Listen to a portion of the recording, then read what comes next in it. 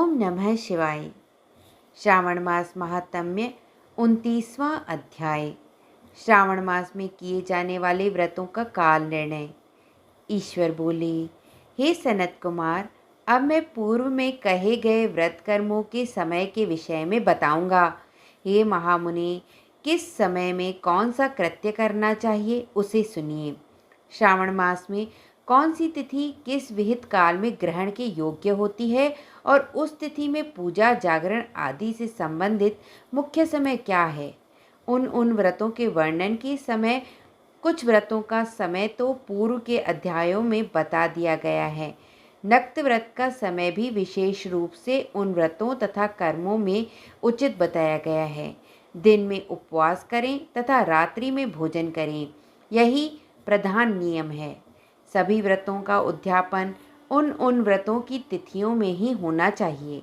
यदि किसी कारण से उन तिथि में उद्यापन असंभव हो तो पंचांग शुद्ध दिन में एक दिन पूर्व अधिवासन करके और दूसरे दिन आदर पूर्वक होम आदि कृत्यों को करें। धारण पारण व्रत में तिथि का घटना व बढ़ना कारण नहीं है। श्रावण मास के शुक्ल पक्ष की प्रतिपदा तिथि में संकल्प करके उपवास करें, पुनः दूसरे दिन पारण करें, इसके बाद दूसरे दिन उपवास करें। इसी क्रम से करते रहें। व्रती को चाहिए कि वह पारण में हविष्यान्न, मूंग, चावल आदि ग्रहण करे।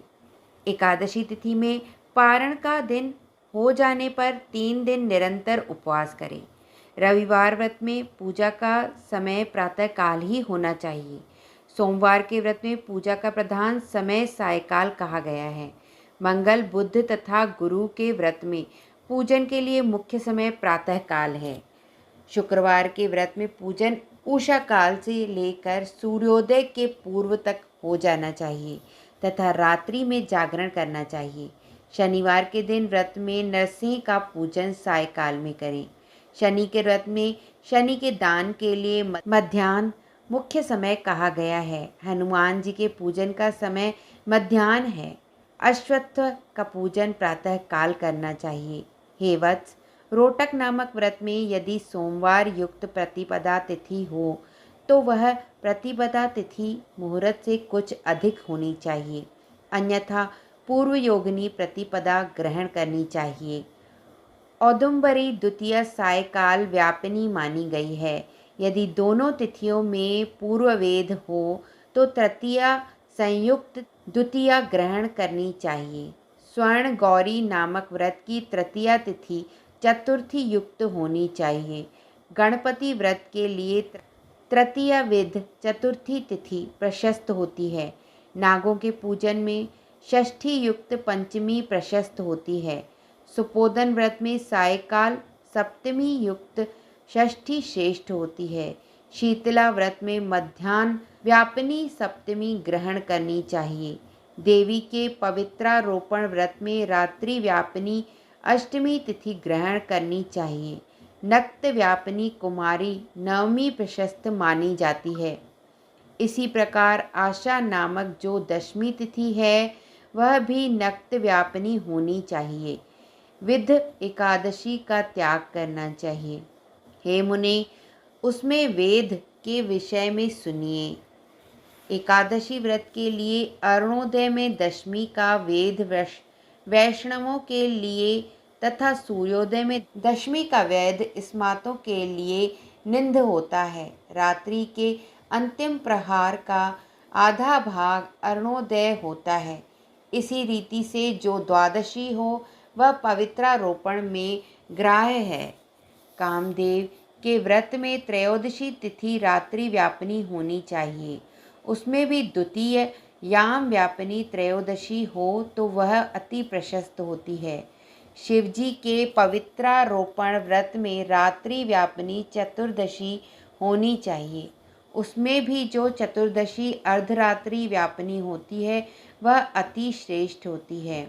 उपाकर्म तथा उत्सर्जन कृत्य के लिए पूर्णिमा तिथि अथवा श्रवण नक्षत्र होने चाहिए। यदि दूसरे दिन 3 मुहूर्त तक पूर्णिमा हो तो दूसरा दिन ग्रहण करना चाहिए, अन्यथा तैत्तिरीय शाखा वालों को और ऋग्वेदियों को पूर्व दिन ही करना चाहिए।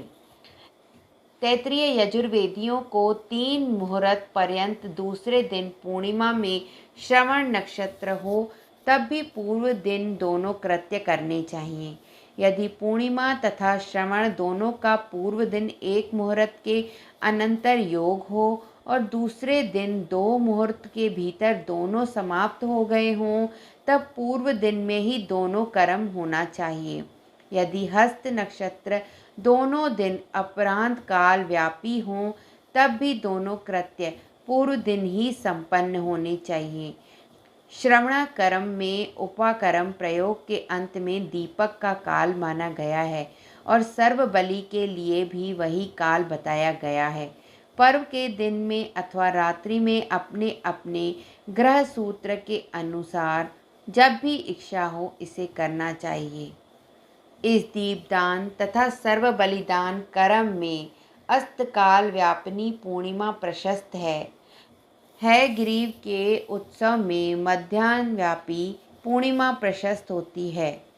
रक्षाबंधन कर्म में अपराह्न व्यापी पूर्णिमा होनी चाहिए। इसी प्रकार संकष्ट चतुर्थी चंद्रोदय व्यापिनी ग्राह्य होनी चाहिए। यदि चंद्रोदय व्यापिनी चतुर्थी दोनों दिनों में हो अथवा दोनों दिनों में ना हो तो भी चतुर्थी व्रत पूर्व दिन में करना चाहिए, क्योंकि तृतीया में चतुर्थी महान पुण्य फल देने वाली होती है। अतः हे वत्स, व्रतियों को चाहिए कि गणेश जी को प्रसन्न करने वाले इस व्रत को करें। गणेश चतुर्थी, गौरी चतुर्थी और बहुला चतुर्थी, इन चतुर्थियों के अतिरिक्त अन्य सभी चतुर्थियों के पूजन के लिए पंचमी विद्या कही गई है। कृष्ण जन्माष्टमी तिथि निशित व्यापिनी ग्रहण करनी चाहिए। निर्णय में सर्वत्र तिथि 6 प्रकार की मानी जाती है। दोनों दिन पूर्ण व्याप्ति, दोनों दिन केवल अव्याप्ति, अंश से दोनों दिन समव्याप्ति, अंश से दोनों दिन विषय व्याप्ति, पूर्व दिन संपूर्ण व्याप्ति और दूसरे दिन केवल आंशिक व्याप्ति, पूर्व दिन अधिक व्याप्ति और दूसरे दिन अव्याप्ति। इन पक्षों में 3 पक्षों में जिस प्रकार संदेह नहीं है उसे अब सुनिए।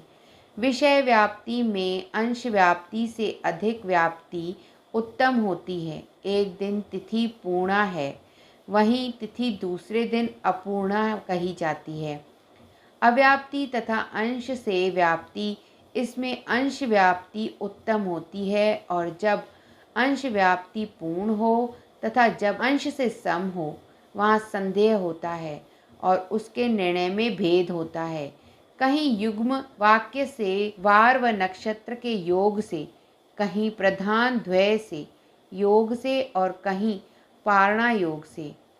जन्माष्टमी व्रत में संदेह होने पर तीनों पक्षों में पराग्राह्य होती है। यदि अष्टमी 3 प्रहर के भीतर ही समाप्त हुई हो तो अष्टमी के अंत में पारण हो जाना चाहिए और उसके बाद यदि अष्टमी उषा काल में समाप्त होती हो तो पारण उसी समय करना चाहिए। पिठोर नामक व्रत में मध्याह्न व्यापिनी अमावस्या शुभ होती है और वृषभों के पूजन में सायकाल व्यापिनी अमावस्या शुभ होती है। कुशों के संचय में संगव काल व्यापिनी अमावस्या शुभ कही गई है। सूर्य के कर्क संक्रमण में 30 घड़ी पूर्व का काल पुण्यमय मानते हैं। अगस्त्य के अधर्य का काल तो व्रत वर्णन में ही कह दिया गया है। हे वत्स, मैंने आपसे यह कर्मों के काल का निर्णय कह दिया। जो मनुष्य इस अध्याय को सुनता है अथवा इसका पाठ करता है वह श्रावण मास में किए गए सभी व्रतों का फल प्राप्त करता है। इस प्रकार श्री स्कंद पुराण के अंतर्गत ईश्वर सनत कुमार संवाद में श्रावण मास महात्म्य में व्रत निर्णय काल निर्णय कथन नामक 29वां अध्याय पूर्ण हुआ। धन्यवाद।